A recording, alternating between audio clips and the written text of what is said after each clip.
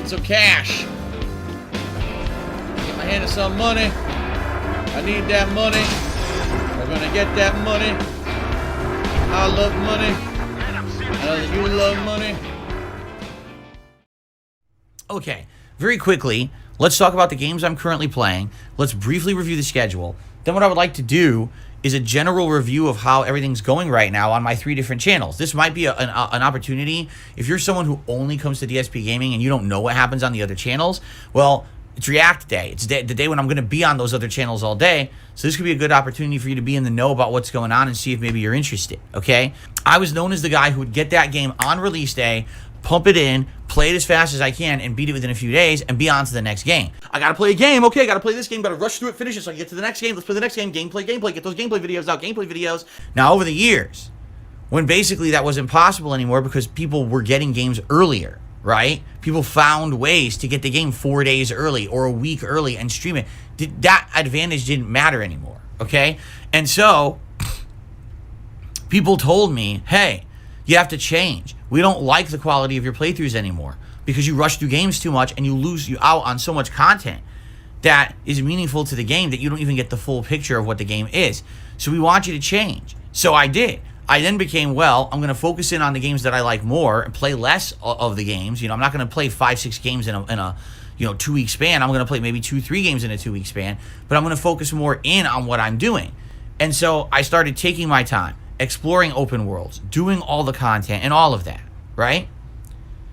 People liked it. People, oh, this is much better. Now your playthroughs are more interesting. And I had people along for the ride with me. But now, it's funny because here I am playing Final Fantasy VII Rebirth. And as I'm doing the open world content, which is fun and has its own plots and meaningful stuff going on, I'm getting upgrades, material, all this stuff. People are just sitting here complaining. Oh my God, we got to get him out of office in any way or whatever. It's like, come on. You got to be a mature fucking adult and stop being a whiny little baby about this shit.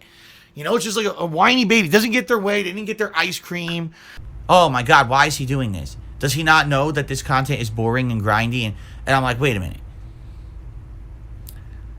If you want a game that doesn't have that content in it, there's a game like that. You want to know what it's called? Final Fantasy VII, the original. It doesn't have this open world questing or any of it. It's literally leave Midgar, right? Go to Com, get a flashback scene. Go to the swamp. Oops, there's a snake there that's going to kill you. Go to the Chocobo Ranch, grab a Chocobo, walk over the swamp, and you're in the next part of the game. And that takes what, like an hour? In Final Fantasy VII Rebirth, the open world's like 6+ hours of awesome, fun content for RPG lovers, right? So the question is, what are you looking for? Like, I think that the game developers did exactly what they should have done. They've adding in all this supplemental content that makes this game feel like what you wish a game was originally. It's just crazy to me. Oh, this content's boring. Phil should skip it. That's what people are saying. Phil should skip all the content of Final Fantasy VII and just do the story. I swear to God, we go full circle. Just like back in the day, I used to do mature rated content, sexualized commentary. Whip out your cock, smacking him in the face with it. If they say stop it, just ignore them and keep on slapping. Remember, yes means no and no means yes. Racial commentary, right? Racial jokes. Man who never eat pork bun have very limp dick. Very limp dick. Oh, yes. Pork bun. Make you very virile. Things like that. And everyone complained, wow, you're such an immature asshole, right? You're such an idiot. This is why you don't deserve success, because you're just a jerk. So over the years, I mature, I change. I become a different person. Now, I don't want to do that commentary anymore. And now people say, wow, your commentary sucks. It's boring now. You don't do all that fun, risque commentary you used to do. It's like, you have to understand something, okay? And I mean this now. I hope people will listen.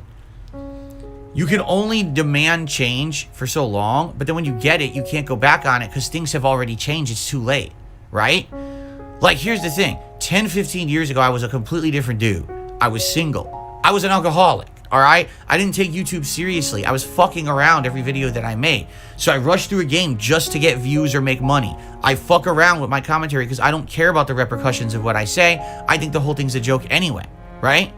Today, I'm in my 40s. I'm happily married. I have a wife and a life. This is my full-time job. It's my occupation. I take it way more seriously. Shut the fuck up.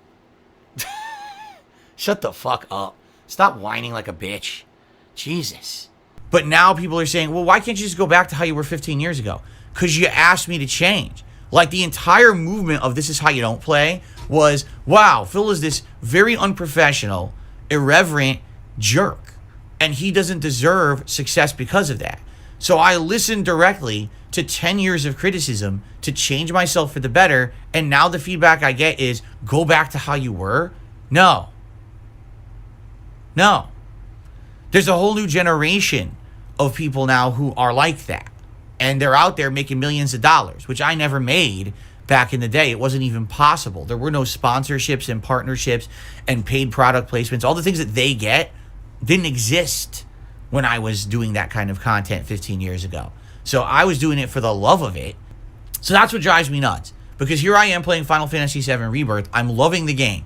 I'm taking my time with it. I'm doing all the meaningful content that I'm discovering in it. And a lot of the feedback I'm getting is, wow, this playthrough is boring because you're taking your time and doing side content. Rush through all that content and get to the story. What? What the fuck? It's frustrating to me because I really like Final Fantasy. By the way, to give you some perspective here, yeah, the playthrough's not doing well at all in regards to like everything I'm doing.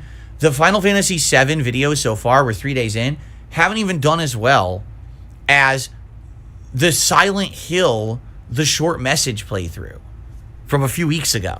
And that was a 3-hour throwaway experience that really was not very good. And that has gotten more views and attention on it than my Final Fantasy VII Rebirth playthrough so far. So I'm sorry, because a lot of people like to make excuses, right? And they say, well, it's you. It's you and your commentary. Is it really? What am I doing wrong in my commentary? What am I doing wrong in the game? Do you want me to rush through and skip all the content? Then the playthrough sucks. But if I do all the side content, then the playthrough's boring. It sucks, right? I'm talking with my audience. We're having conversation. So what did I do wrong there, right? I did nothing wrong. I did absolutely nothing wrong. I did everything right. No, here's the truth. Because as much as people want to always pin it on me, the truth is it's not the case. There's tons of stuff that I'm doing that people like, that people are actually turning out and watching and enjoying.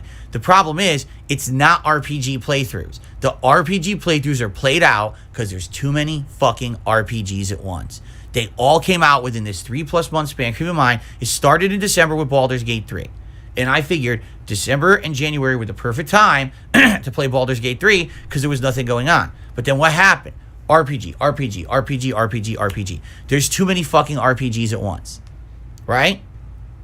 And what's the problem with RPGs is that even though you can argue that RPGs are very different in the way that they execute, they're all very similar, okay? What do RPGs have? Usually loads of characters with different backstories, loads of elaboration on that backstory, loads of combat, whether it's action-based or turn-based, there's still loads of it, and it's very repetitive and takes up time.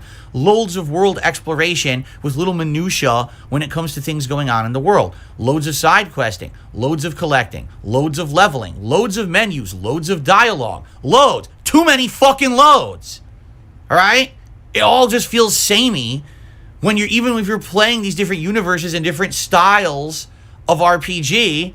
It's just the same shit over and over. You understand? Like, it really does. And that's the thing. I'm playing Baldur's Gate 3, feels different from Like a Dragon, feels different from Final Fantasy VII, but at the end of the day, they're all RPGs. They're all kind of samey when it comes down to what you're doing in each of them.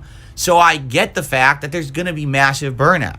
And again, I wish that there was more stuff going on. But what's going on? A failure of a game in Suicide Squad, a co-op only game in Helldivers 2. We tried Pal World, it worked for a few streams, but then it got boring. So I can only play what's available. But actually we're getting people engaged and supportive and excited for the content on the Throwback channel more than the new gameplay right now. Seriously, like, it's actually hard for me to retain any viewership on all these 100 RPGs.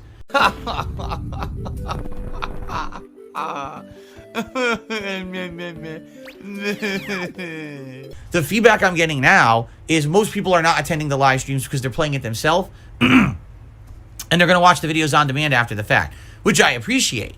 But I'm a live streamer. I am a live streamer. I am not really a YouTuber anymore. I don't play stuff off camera. So, I'm going to have to stream the game.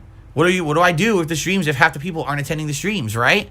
I don't know. Like, it really is a tough time right now when it comes to the gameplay. It is. Like, I'm confused of what I'm supposed to be doing different when no one seems to have a solution, right? And the funny part is people keep saying, oh, no, it's not that it's too many RPGs. Then explain it. Really explain it, right? I'd love to hear your explanation for this because there is none. It's just there's too many fucking RPGs. It's not that people aren't interested. It's that they're not interested in the same thing 20 times in a row. I love Final Fantasy VII Rebirth. We're now around 11 and a half hours into it. We've beaten the first open world segment. I love it. And I see tons of people complaining, why did he do that? Well, I didn't want to rush the game. You know, I bought the game to play it, not to skip the whole game. And people are like, well, you have to understand that content's boring. Well, then you just think RPGs are boring. Sorry. You're supposed to take your time and immerse yourself. Why do you think it's called role-playing? Because you're supposed to be playing the role of one of the characters in the game, and the character doesn't just ignore the universe around them and run at a breakneck speed to the end. They actually immerse themselves in the universe and take advantage of everything around them. That's the point of an RPG. So if you don't like RPGs, I get it, but then don't say that I'm playing the game wrong. That's asinine and stupid. Dude, seriously, like, my mind is blown that there are people that stupid. Okay? Okay, so I love it. I wish more people would attend the streams. The streams already, you know, we're only 3 days into it. Already, attendance is dwindled, support is dwindled, and there's not much I can do about that. So anyway, here's the state of how everything's going in summary. DSP gaming is slow right now, and there's nothing I can really do about it when the only hot new releases have been RPGs, and people are already RPG'd out, all right? And when people say things like, well, I don't get it, because those games are doing better on other channels. Yes, giant channels. You're right. Big popular channels with engaged viewer bases of people who virally come there because those people are popular. Doesn't matter what they do, they get viewership no matter what. All right? For me, the first RPG did good, Baldur's Gate. Then that got tired when we hit the 100-hour mark. Then I started another RPG. Then I started another RPG. What did you think would happen? But those are the games that are out. That's just what I'm facing. If I was a different kind of content creator who played every viral game, jumped on every bandwagon, co-opted out the ass, but didn't really care about the quality of what I was putting out, I just cared about the viral popularity of what I was playing, I probably would be in a very good position right now and no one would give a shit, right?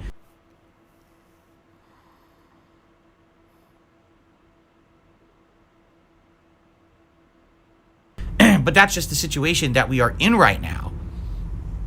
And you deal with it. You move forward positively. Anime Slayer. Now this is actually really hilarious. This one I gotta call out because this one is actual bullshit. Okay, this is from Anime Slayer and he does a $1 tip. And I'm not gonna take this out on Anime Slayer because I'm not angry that he said this. We can address it. I think people don't like Final Fantasy VII, unfortunately, because you have a stigma to JRPGs. Every time you play one, you point out things about Japanese culture you dislike or you demean otaku culture. It's a turnoff. I can tell when the beach segment of Final Fantasy VII happens, you'll make fun of people for enjoying it. So you listen to negative memes about me, and you actually judge a playthrough that just began on a negative meme that hasn't even happened in the playthrough yet. That's what you're saying.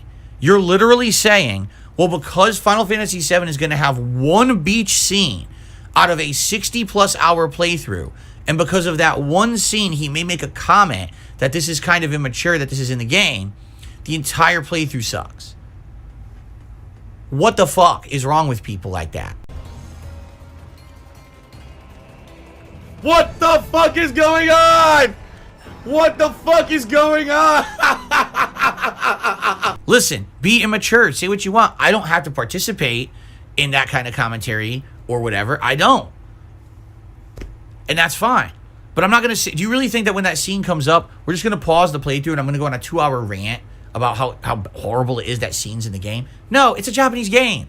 It's part of their culture. They like that kind of silly stuff. In fact, what a lot of people don't realize about this, and when they have scenes with like, oh, there's risque clothing or a sexual reference, they actually find that comedic.